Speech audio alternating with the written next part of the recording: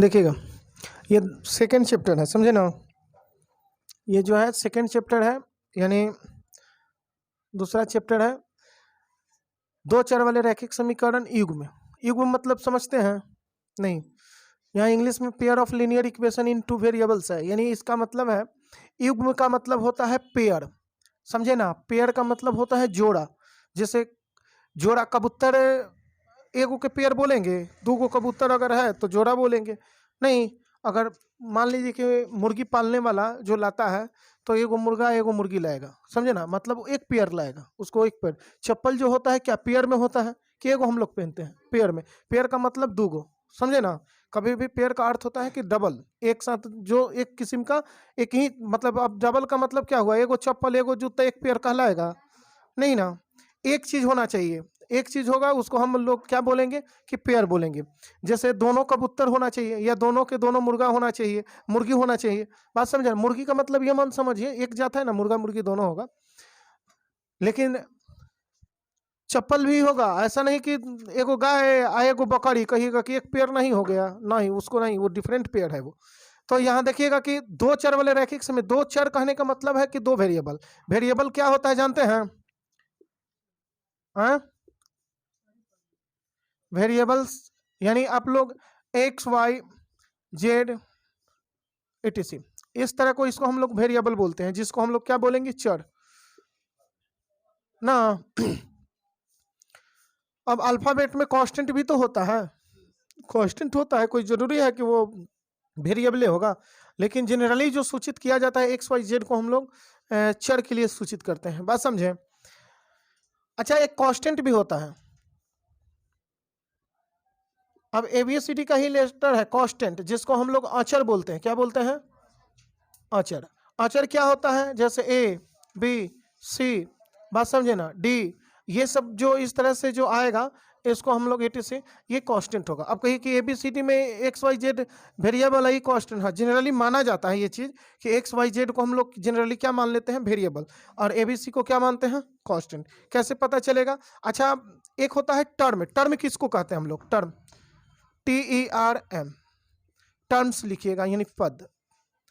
अच्छा, पद हम लोग किसको बोलेंगे? पद जानते हैं?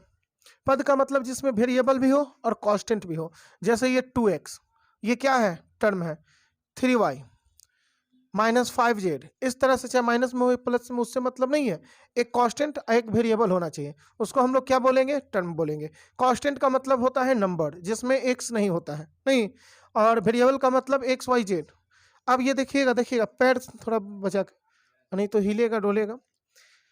ये तीनों समझ में आया? तो जैसे आप देखिए कि एक ही समीकरण अगर हम pair of linear equation in two variables, यानी दो चर वाले रैखिक समीकरण होना चाहिए। और वो भी क्या? अगर दो चर वाले रैखिक समीकरण ये भी है, ax plus B Y plus C equal to 0, ये चीज है। लेकिन कहिए कि pair of linear equation, linear equation का पेयर होना चाहिए। ये लीनियर इक्वेशन है, सिंगल वेरिएबल, डबल वेरिएबल है। देखिए कैसे डबल वेरिएबल, एक्स और वाई दो वेरिएबल है ना, तो इसीलिए टू वेरिएबल्स लिखा जाता है। टू वेरिएबल्स यानी दो चर, बात समझे। और इसमें कांस्टेंट आपको तीन गो हो जाएगा। देखिए ए बी सी को हम लोग कांस्टेंट बोलते हैं, बात समझ में आया। ए बी सी क्या है? कांस्टेंट है। एक्स वाई क्या है? वेरिएबल है। तो कभी भी अगर दो वेरिएबल है तो दो इक्वेशन होना चाहिए एक्स वाई का मान ज्ञात करने के लिए। अब हम एक क्वेश्चन अगर दे दें या पूछे कि इसमें से एक्स वाई का मान निकाल सकते हैं, तो एक वेरिएबल से नहीं कभी कंप्लीट निकाल सकते हैं, बात समझे। एक्स वाई का रिलेशन निकाल सकते हैं, लेकिन एक्स वाई का वैल्यू अगर लाना है तो कम से कम दो वेरिएबल, दो इक्वेशन होना चाहिए। जैसे ये इक्वेशन होगा, इक्वेशन का मतलब समझ रहे हैं? समीकरण, समझे ना। अब इसके लिए दो गो होना चाहिए। आप कहिए कि एगो अगर वेरिएबल रहेगा तो निकल जाएगा, हाँ एगो रहेगा। जैसे ये देखिए, मैं इसको एक चर वाले रैखिक समीकरण कहा जाता है। अच्छा, रैखिक किस लिए कहा जाता है? रैखिक क्यों? रैखिक का मतलब होता है पावर एक। रैखिक का मतलब क्या? वेरिएबल के पावर कितना है?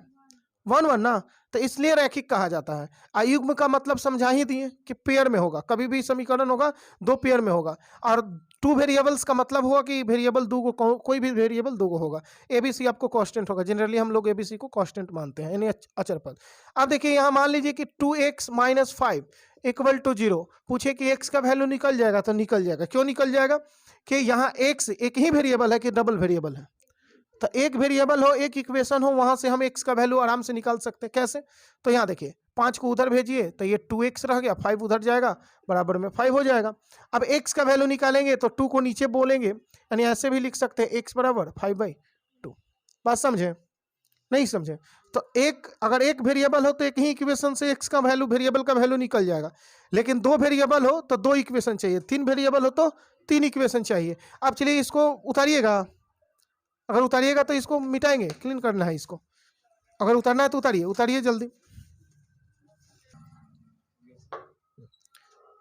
चलिए देखिए, एक चर वाले रैखिक समीकरण का मानक रूप जो होता है, मतलब हम लोग लिखते हैं, ये लिख भी सकते हैं क्योंकि ऑब्जेक्टिव में पूछा जा सकता है। एक चर वाले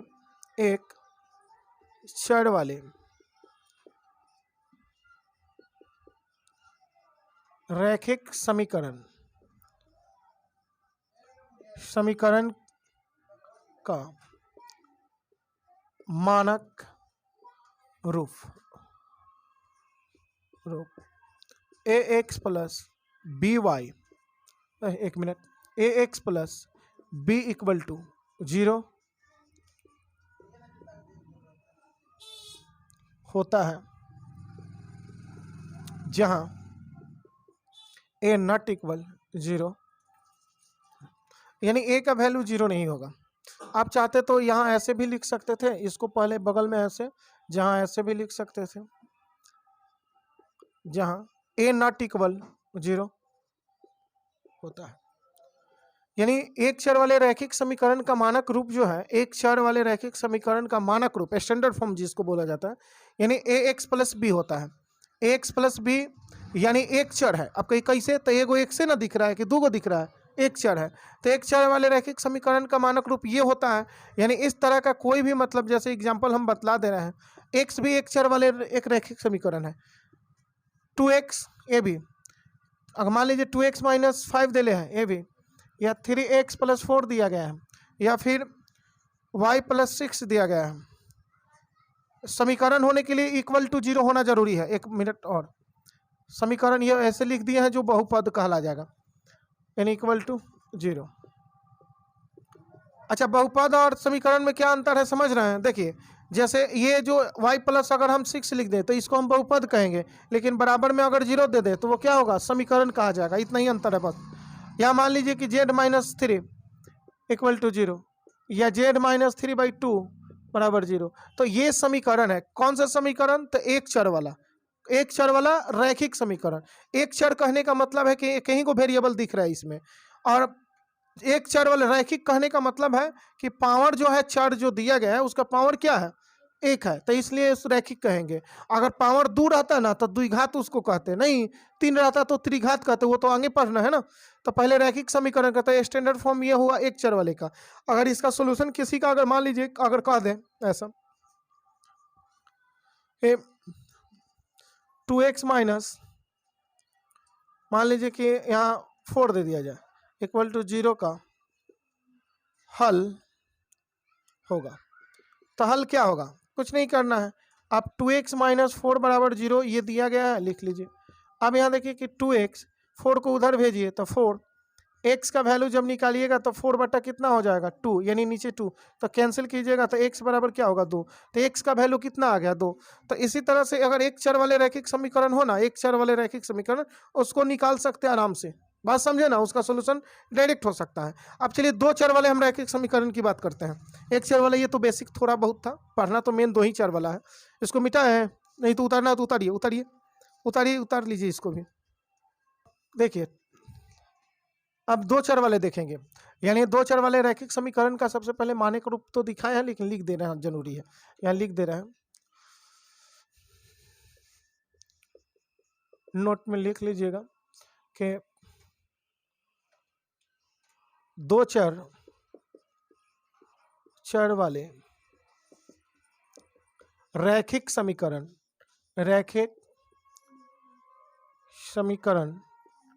का मानक रूप यानी standard form, ax plus by plus c equal to 0 जहां जहां a not equal 0, b not equal 0 होता है। यानी इसका कहने का मतलब है कि दो चर, जैसे एक चर वाले रैखिक समीकरण का मानक रूप क्या लिखे हैं, ax plus B equal to 0 लिखे हैं ना, तो इसमें एक ही वेरिएबल था, लेकिन दो चर होने का मतलब हो गया कि ax और by रहेगा और प्लस सी इक्वल टू 0, क्योंकि कांस्टेंट किसी में रखना होगा, चाहे एक चर वाले होके या दो चर वाले होके। अब यहाँ देखिए एक चर वाला था तो एगो कांस्टेंट था, दो चर वाला है तो एगो ई हो गया, एगो ई हो गया, साथ में एगो कांस्टेंट एक्स्ट्रा होता है।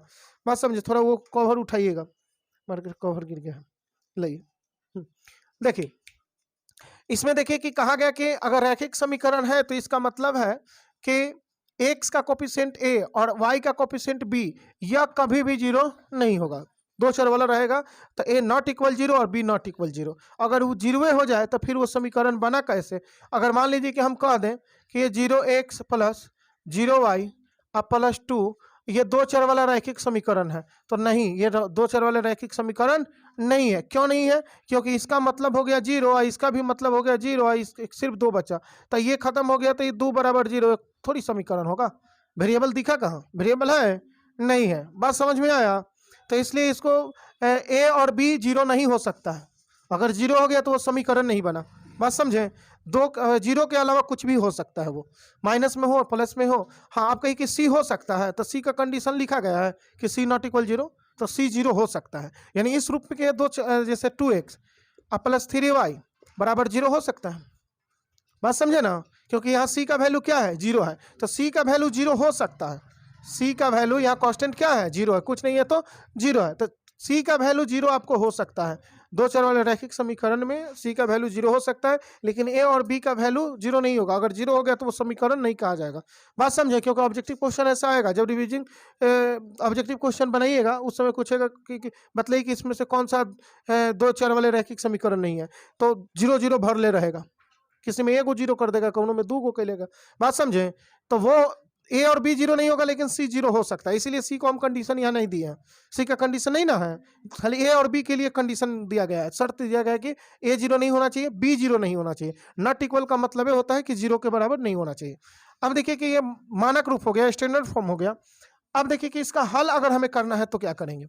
अगर हमें ऐसा कह दे, एक एग्जाम्पल देखिए, एक्स प्लस वाई बराबर मान लीजिए 7 का हल समुच्चय समुच्चय ज्ञात करें। तो हल समुच्चय ज्ञात किया जा सकता है, लेकिन एक्यूरेट अगर कहिएगा कि एक्स का वैल्यू ई होगा, वाई का वैल्यू ई होगा, वो नहीं हो सकता है, क्योंकि ये एक लाइन का समीकरण है। एक्स प्लस वाई बराबर 7 जो है एक स्ट्रेट लाइन का समीकरण है, स्ट्रेट लाइन मतलब सीधी रेखा का। अब देखिए कि इसके लिए हम क्या ला सकते हैं, तो एक आप देखिए कि एक्स का वैल्यू कैसे और वाई का वैल्यू ला सकते हैं। अगर हल समुच्चय ला सकते हैं, लेकिन हल नहीं ला सकते, हल समुच्चय अलग होता है, हल अलग होता है। अब सुनिए, यहाँ हम इसके लिए हम चाहे तो एक बॉक्स बना सकते हैं, यानी ये चूंकि दिया गया है कि x प्लस वाई बराबर 7, तो यहाँ से अगर हम y का वैल्यू लाना चाहे तो 7, x को उधर भेजिए ये। अब इसके लिए एक बॉक्स आप ऐसे बना सकते हैं, जो ग्राफ व्राफ खींचते हैं ना, पढ़े हैं तो आप ग्राफ पढ़े हैं ना, इसी तरह ना, तो यहाँ आप ऐसा खींचकर इसमें x और इसमें y लिख सकते हैं, और जैसे यहाँ x का वैल्यू रखिएगा उसी तरह y का वैल्यू मिलते आएगा। तो अगर x का वैल्यू अगर मान लीजिए कि यहाँ हम पुट कर दे एक पुट कर दिए, तो x एक पुट किए तो ये y का वैल्यू क्या मिल जाएगा, 7 में से 1 घट जाएगा तो 6 आएगा, तो यानी ये 6 आ जाएगा। बात समझे, इसी आधार पर अगर हम मान लें कि यहाँ 2 रख दे x का वैल्यू, तो y का वैल्यू कितना आ जाएगा, अरे 2 रखेंगे तो 7 में से 2 घटेगा 5 ना, नहीं समझे। अगर 3 रख दें यहाँ तो ये क्या मिल जाएगा, y का वैल्यू 4, और 4 रख दे तो ये 3, और भी बोलिए 5 रखे तो y 2 हो जाएगा, और 6 रखे तो ये तो नेचुरल नंबर हो गया, फ्रैक्शन में भी लाया जा सकता है। 1/2 रखिएगा तो y का वैल्यू फ्रैक्शन ही पाएंगे। पाएंगे कि नहीं? तो हल समुच्चय बहुत से हो सकते हैं, यानी हल समुच्चय अगर x प्लस वाई बराबर 7 का हल समुच्चय क्या क्या हो सकता है, तो ये देखिए लिख सकते हैं कि चूंकि x प्लस वाई बराबर 7 का हल समुच्चय बराबर, यहां देखिए कि ऐसे, अब चाहे तो छोटकी मझली ब्रैकेट दे सकते, छोटकी नहीं, क्या मझली, ऐसे। अब इसमें हल समुच्चय लिख रहे हैं तो एक देखिए लिखने का तरीका है कि कोऑर्डिनेट पहले x तब y लिखते हैं, इस रूप में हम लिखेंगे। तो इसमें पहला पेयर में x ई वाई ई, तो यानी a 1 और 6 हो सकता है। फिर क्या हो सकता है, 2 और 5 हो सकता है, 2 और 5। फिर क्या हो सकता है, 3 और 4 हो सकता है। फिर क्या हो सकता है, 4 और 3 हो सकता है। और फिर 5 और 2 हो सकता है। और फिर क्या हो सकता है, 6 और 1 लिखिए दे रहे हैं, 6 और 1, यही ना। अच्छा ये बतलाइएगा कि इसके अलावा और भी हो सकता है, तो हो सकता है इसके अलावा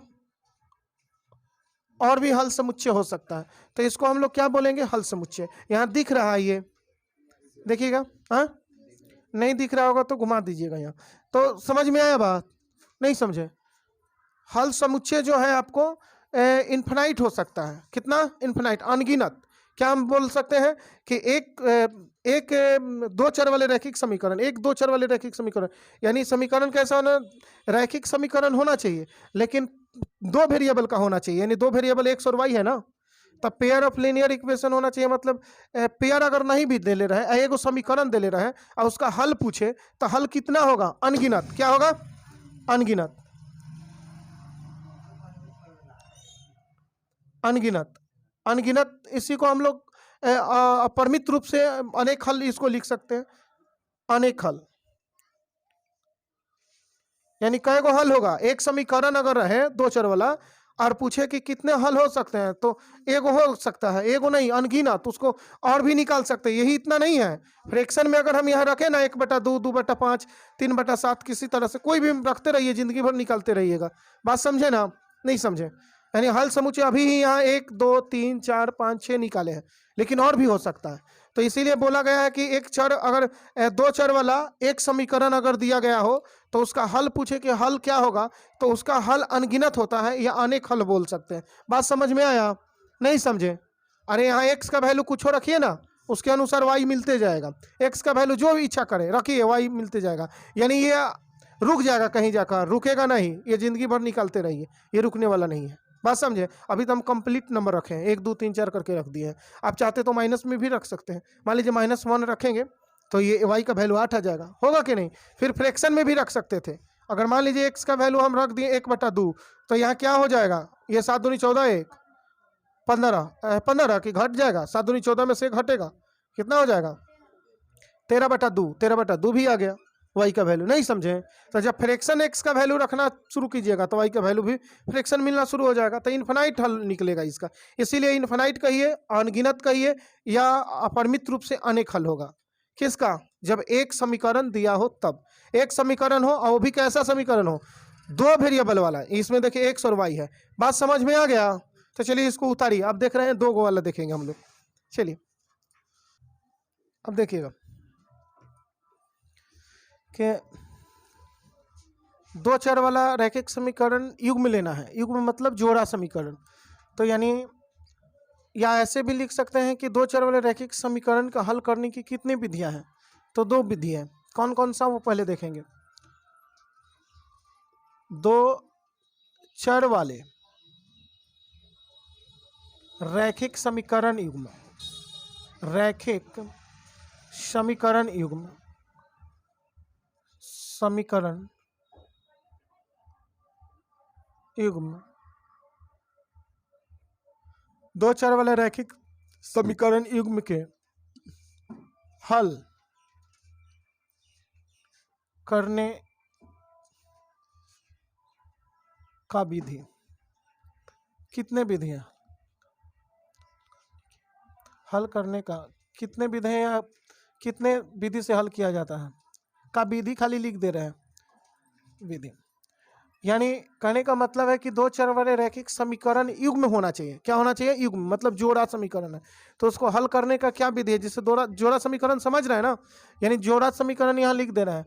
a1x plus b1y plus c1 equal to 0, a2x plus b2y plus c2 equal to 0। तो इसको बोला जाएगा रैखिक समीकरण युग्म। क्या बोला जाएगा? रैखिक समीकरण युग्म, यानी दो गो होगा। अब इसमें दोनों के मदद से अगर हल निकाला जाए तो उसको यूनिक हल आएगा। क्या आएगा? यूनिक हल। या फिर तीन कंडीशन होता है, या तो यूनिक हल आ जाएगा, या परिमित रूप से अनेक हल हो जाएगा, या कोई हल ही नहीं होगा। बात समझे? देखिएगा, अगर दोनों से हल करे तब, तो इसका देखिएगा कि सबसे पहले दो चर वाले बोले हैं कि मतलब दो गो चर रहेगा, और रैखिक युग्म बोले, रैखिक समीकरण युग्म कहने का मतलब दो गो समीकरण होगा। तो उसका हल करने का क्या विधि? तो दो विधि। पहला है आपको बीजगणितीय विधि, बीजीय विधि लिख सकते हैं, बीजीय विधि, बीजीय विधि। इसको अलजेब्रिक मेथड बोलेंगे। अलजेब्रिक में जे भी होता है, जेड भी होता है। क्या से है ये? अलजेब्रिक में क्या से लिखा हुआ है? अलजी से लिखा हुआ है। जेड से भी होता है, AL JA BRI के अलजेब्रिक मेथड इसको लिख सकते हैं, अलजेब्रिक मेथड। इसको हटा रहे हैं,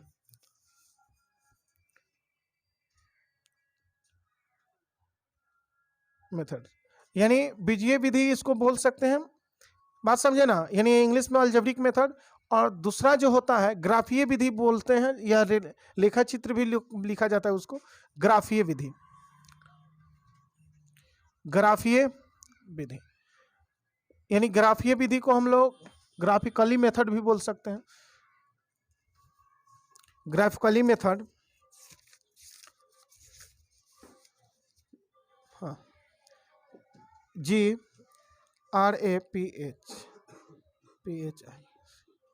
ग्राफिकली या ग्राफिकल मेथड। बात समझे ना? ग्राफिकली यानी फ्रांस क्या लिख दिया, ग्राफीय विधि या ग्राफिकली विधि एक ही हुआ। यानी ग्राफ खींचकर हम निकाल सकते हैं। ग्राफीय विधि में क्या खींचेंगे? ग्राफ खींचेंगे, मतलब इस तरह से लाइन खींच कर, और जहां कट करेगा उससे हम निकालेंगे। लेकिन अलजेब्रिक विधि में हम लोग क्या देखेंगे, यानी बीजीय विधि में, कि सोल्व करेंगे अलजेब्रा के मेथड से, जिसको अलजेब्रिक मेथड बोला जाता है। लेकिन यहाँ देखिए कि अलजेब्रा विधि कितने प्रकार के होते हैं, यानी दो चर वाले रैखिक समीकरण को हल करने का बीजगणितीय विधि कई गो होता है? तो 5 गो होता है। इसको भी लिख दे रहे हैं कि दो चर वाले रैखिक समीकरण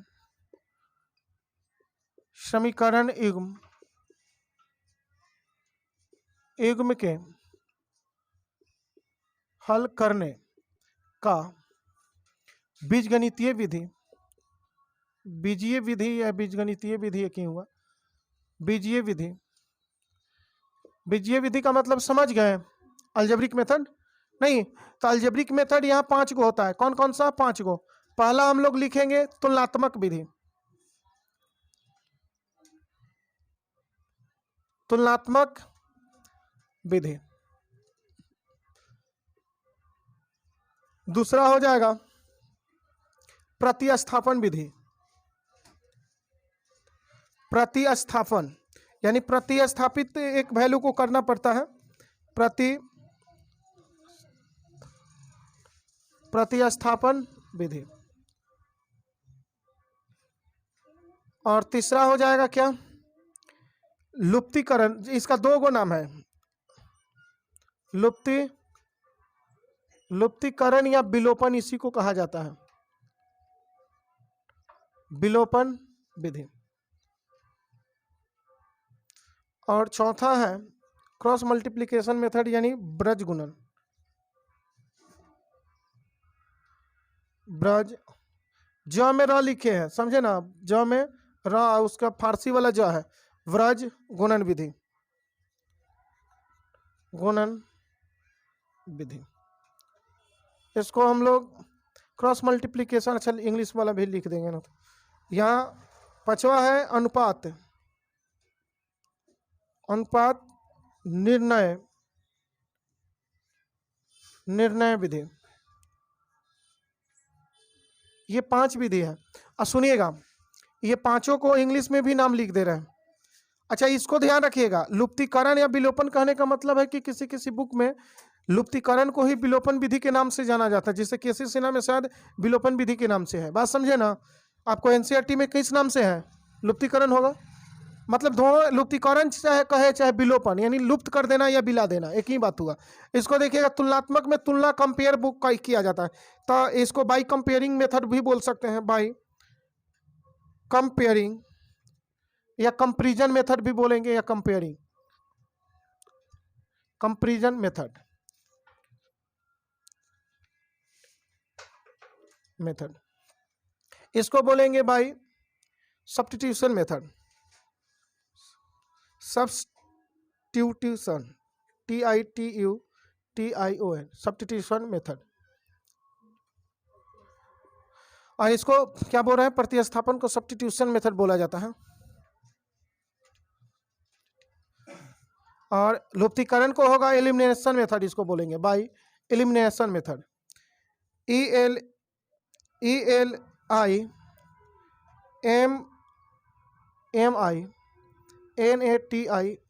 एलिमिनेशन मेथड, मेथड। इसको बोलेंगे ब्रज गुणन को cross multiplication method, by cross multiplication method, यानी by CROSS cross multiplication method, MULTI application, PLICATION, application method, application method. अब देखिए, अनुपात निर्णय विधि को हम लोग बोलेंगे by ratio determination, by ratio determination, by ratio determination, DETER determination, MINNATION determination method. इसको मेथड लिखना है, मेथड लिख सकते हैं। नहीं समझे? इधर नहीं दिख रहा है ना? इधर दिख रहा है ये वाला? अच्छा दिखा दीजिए, दिखना जरूरी है। आप लोग को भी काम करबे करेगा, कहीं दिक्कत सिक्कत हुआ तो कभी देख सकते हैं। अब इसको देखिएगा, एक एक करके हम लोग पढ़ेंगे। अब इसी तरह ग्राफिकली विधि जो है बाद में पढ़ेंगे। हाँ लिख लीजिएगा। सुनिए, पहले एक बार समझ लीजिए, सुनिए एक मिनट। क्या बोले हैं कि दो चर वाले रैखिक समीकरण युग्म का हल करने का विधि। तो हल करने का विधि कई गो है? दो चर वाले रैखिक समीकरण को दो विधि, यानी बीजीय विधि और ग्राफीय विधि, समझे ना?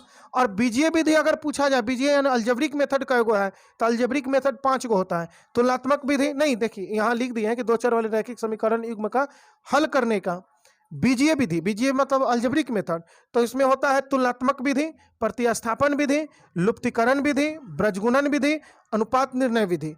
अब देखिएगा कि इसको इंग्लिश में है by comparison method, by substitution method, by elimination method, eliminate करना यानी हटाना। यह है बाई क्रॉस मल्टीप्लिकेशन, मतलब तिरछा तिरछी गुना करना। और यह होता है बाई रेशियो डिटर्मिनेशन मेथड।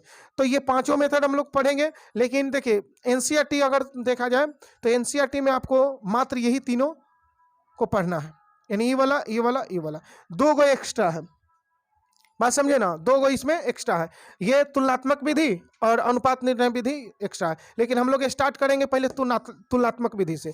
बात समझे? तो चलिए इसको उतारिए, स्टार्ट कर रहे हैं। और ग्राफीय विधि जो है आगे चल के पढ़ाएंगे, जब ये पढ़ा लेंगे उसके बाद ग्राफीय विधि बतलाएंगे। चलिए उतारिए जल्दी, हल करें। अब देखिएगा कि हम लोग, मान लीजिए कि ये क्वेश्चन है 2x + 3y = 19 और 3x + 4y = 26। तो हल लिख देने का मतलब क्या हुआ है? अगर ये हल लिख दिया, चाहे इंग्लिश में लिखेगा ऐसे SOLVE, solve for x, solve for x, x and y, solve for x and y, यानी x और y के लिए हल करे, और रहेगा यही चीज, या हल कह दे। इसका मतलब है कि आपको x और y का वैल्यू निकालना है। तो सबसे पहले हम पांचों विधि में से कौन सा विधि से चलेंगे? तुलनात्मक विधि से, तुलना करना। अच्छा, तुलना करना का मतलब होता है कंपेयर करना? नहीं। तो अब समझिएगा, यहाँ जो इक्वेशन जो दिया गया है लिखेंगे कि गिवन, या जो दिया गया है तो लिख सकते हैं गिवन, या फिर हिंदी में लिख सकते हैं कि दिया है क्या, 2x प्लस 3y बराबर 19। अब दोनों से एक वेरिएबल का वैल्यू निकालिएगा, चाहे x है चाहे y। तो हम यहाँ से y का वैल्यू निकालना चाहेंगे तो हमें 19, x वाले को उधर भेजिए तो 2x, इसलिए y बराबर अगर निकालेंगे तो 19 माइनस 2x डिवाइड बाई कितना 3। ये समीकरण क्या हो गया, फर्स्ट। इसको मानेंगे नहीं, समझे? फर्स्ट समीकरण को उतारेंगे, 2x प्लस 3y बराबर 19 है, तो चाहे इससे x का वैल्यू निकाल लीजिए चाहे y बराबर निकालिए। तो हमको इच्छा हुआ कि नहीं y बराबर निकाल लिया जाए, तो 19 है, 2x को उधर भेज दिए। अब देखिए 3y हो गया, अब 3 को नीचे भेज देंगे तो y बराबर क्या बन गया, 19 माइनस 2x डिवाइड बाई 3। तो ये फर्स्ट इक्वेशन, इसको मानिएगा, बात समझे ना? एंड मतलब और हिंदी में अपना और लिख लीजिएगा, और क्या। और सेकेंड जो है 3x प्लस 4y बराबर 26 है ना। अब इससे क्या कीजिएगा कि इससे भी y का मान निकालिएगा। ध्यान रखिए, फर्स्ट समीकरण से जिस वेरिएबल का मान निकालिएगा, सेकेंड से उसी वेरिएबल का मान निकालेंगे, नहीं समझे?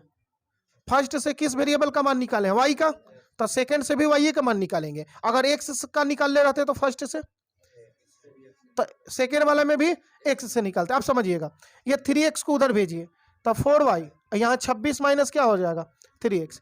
अब इसलिए y का वैल्यू जब निकालिएगा तो 26 माइनस 3x डिवाइड बाई कितना 4 ना, ये समीकरण 2। अब देखिए दोनों समीकरण से, फर्स्ट समीकरण से y का वैल्यू निकाले, सेकेंड से भी क्या किए, y का मान निकाले। अब y का वैल्यू जब निकाले तो y आपस में बराबर है, तो इसका मतलब है कि ये जब लेफ्ट वाला बराबर तो राइट वाला बराबर कर दीजिए, बात समझे? तो लिखेंगे समीकरण फर्स्ट एंड सेकंड से, या समीकरण फर्स्ट और समीकरण सेकंड को तुलना करने पर, ऐसे भी लिख सकते हैं, तुलनात्मक विधि है, तो लिख सकते हैं कि समीकरण फर्स्ट एंड सेकंड को तुलना करने पर, तुलना करने का मतलब क्या हुआ कि इतना बराबर इतना रखना होगा। अब जैसे y बराबर है तो हम आपसे पूछे कि यहाँ y बराबर क्या लिख सकते हैं, तो आप कहिएगा कि y का वैल्यू इतना है, यहाँ रख सकते हैं ना, तो रख लीजिए ना, चाहे दोनों के बराबर कीजिए, बात है क्यों हुआ। तो देखिए ये 19 माइनस 2x डिवाइड बाई 3, क्योंकि ये y का वैल्यू यहाँ से रख लिए, यहाँ, अरे y का वैल्यू इतना है ना, तो यहाँ रखिए। अब बराबर में ये चीज़ है, आपको बराबर में क्या है 26 माइनस 3x डिवाइड बाई 4, नहीं समझे? अरे y बराबर है तो इधर वाला आप बराबर कर लीजिए, समझ में आया? आप नहीं समझे? हाँ, तो मतलब ये दोनों को आपस में बराबर कर लीजिएगा। अब देखिए क्रॉस गुना, यही तो है आपको 7 या 8 में जो पढ़ना है, इसीलिए ना शुरू में हम कहे हैं कि वो क्वेश्चन बनाकर दिखाइए, आया कि नहीं, एक वेरिएबल में कन्वर्ट कर दिए। अब देखिए गुना करना है हमें, तो गुना कैसे करें, ऐसे गुना कर सकते हैं। तो 19 चौक 4 से 19 में, 19 का पढ़ा पढ़िए 4 मरतबे, क्या आएगा 19 चौक 19 दूनी 8 19 3 19 चौक 78, बोलिए 78 होता है, 76 होगा, पढ़ो नहीं आता है कहिए। 19 चौक 76 नहीं आता है तो देखिए 4 से 9 में, तो 9 चौक 36 के 6 हासिल 3, 4 एकम 4 3 7, फिर ये 4 से 2 में भी, तो 4 दूनी 8x। अब 3 से इधर गुना कीजिएगा तो 26 तिया देखे, तो 3 छक 18 के 8 हासिल 1 और 3 दूनी 6 1 78 हो गया ना। और 3 से 3 में तो माइनस 9x, इधर दिख रहा है, देख लीजिए। हाँ, आप देखिएगा x वाले एक तरफ कीजिए, x वाले को एक तरफ, तो ये 9x है, इधर लाइए, तो माइनस में है, इधर आ जाएगा तो क्या हो जाएगा प्लस में 9x। अब पहले से ही माइनस में 8x है ना। अब ये है, यहाँ से 9x को इधर भेज दिए तो क्या बचा 78, और इधर से 76 को उधर ले जाइए तो माइनस 76।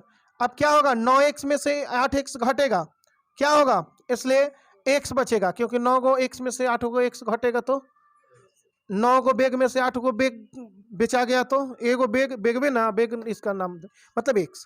बात समझ में आ रहा है कि नहीं? 78 से 76 गया, क्या आया 2x। अरे इधर तो 2 ना बचेगा, 8 में से 6 गया 2, 7 में से 7 का कुछ नहीं, तो x का वैल्यू क्या आ गया 2। समझ में आया? अब जब भी एक वेरिएबल का मान निकल जाए तो या तो फर्स्ट में और नहीं तो सेकेंड में रख लीजिएगा, वाई का वैल्यू ऑटोमेटिक आएगा। नहीं समझे? तब क्या करेंगे, किस में रखें, समीकरण फर्स्ट में। तो फर्स्ट में, समीकरण फर्स्ट में एक्स का मान रखने पर, अब समीकरण फर्स्ट में रखना है तो समीकरण फर्स्ट को यहाँ लाइए। तो y बराबर क्या है, 19 माइनस 2x डिवाइड बाई 3। तो y बराबर 19 माइनस 2, x का वैल्यू कितना है 2, तो यहाँ 2 रख दिए यानी डिवाइड बाई 3। अब देखिए पहले घटाइएगा, 19 में से 2 घटा लीजिएगा कि पहले गुना होगा, पहले गुना होगा, पहले घटेगा नहीं, घटाओ बाद में। 19 माइनस से दोनों गुना हो जाए, दो नहीं की 4 डिवाइड बाई 3। 19 से 4 गया 15 डिवाइड बाई 3, 5 3 15, इसलिए y का वैल्यू क्या आ गया, y का वैल्यू 3 5 15, 5 ना। अरे नहीं समझे, अरे 3 5 15 तो 5 ना आएगा, तो इसलिए y बराबर 5 हो गया। बात समझे? अतः x का वैल्यू क्या, अगर लिखना है तो लिखे, नहीं तो हो गया, नहीं तो लास्ट निष्कर्ष में, लास्ट में हम लोग लिखते हैं अतः x बराबर 2 और y बराबर 5, y बराबर 5। ये चीज हम लोग आंसर में लिख लेते हैं। नहीं समझे? बनेगा इस तरह से। अब तुलनात्मक विधि क्लियर है? अरे इसमें कुछ है, दोनों क्या बोले हैं, दोनों समीकरण से एक ही वेरिएबल का मान निकालिएगा, चाहे तो दोनों से x का वैल्यू निकालिए, नहीं तो y का, और दोनों को बराबर कर लीजिए। बराबर कीजिएगा तो एगो वैल्यू निकल जाएगा, और एगो वैल्यू जब निकला तो दूसरा में आप रख दीजिए, कौन समीकरण फर्स्ट या सेकंड में किसी में रखिएगा तो दूसरा मान निकल जाएगा। कोई दिक्कत? तो चलिए उतारना है, उतार लीजिए इसको।